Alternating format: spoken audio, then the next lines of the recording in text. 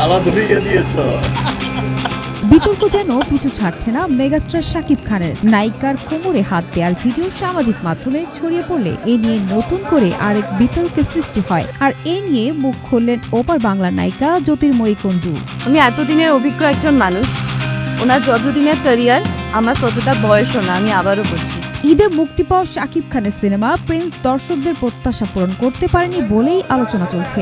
এর মধ্যেই নতুন করে এই বিতর্কে জড়ালেন মেগাস্টার। এক প্রিমিয়ার অনুষ্ঠানে ঘটে যাওয়া কিছু মুহূর্ত এখন সামাজিক মাধ্যমে ভাইরাল। সেখানে শাকিবের সঙ্গে ছিলেন অভিনেত্রী তাসনিয়া ফারিন ও ওপার বাংলার নায়িকা জ্যোতির্ময়ী কুণ্ডু।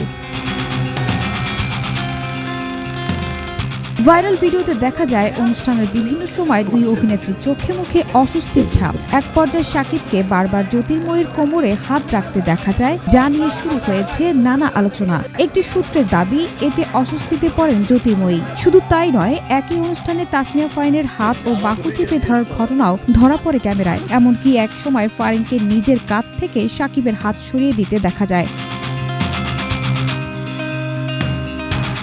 এই ঘটনাগুলো ঘিরে সামাজিক মাধ্যমে চলছে তুমুল আলোচনা। অনেকে প্রশ্ন তুলেছেন, এটা কি স্বাভাবিক আচরণ নাকি সীমা ছাড়িয়ে গেছে।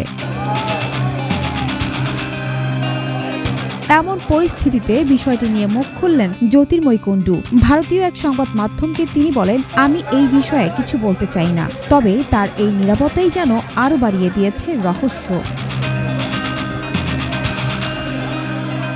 সব মিলিয়ে সিনেমার সাফল্য ব্যর্থতার চেয়েও এখন শাকিব খানের আচরণ নিয়েই বেশি আলোচনা চলছে।